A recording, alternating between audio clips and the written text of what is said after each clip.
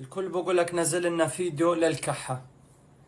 صديقي العزيز، 3 ورقات غار بالكاسة، 3 شكحات ليمون، مية سخنة خليها تدفى واشربها. كل عام وانت بخير.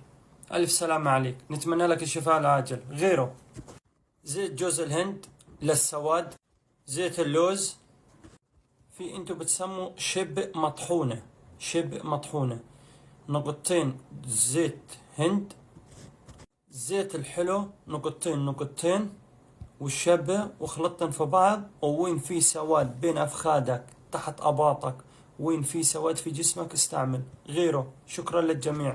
من بعض الأشخاص يقول لك احنا عنا ترثومة في المعدة. صديقي العزيز، كاسة مي دافية قبل الأكل. كل عام وانت بخير.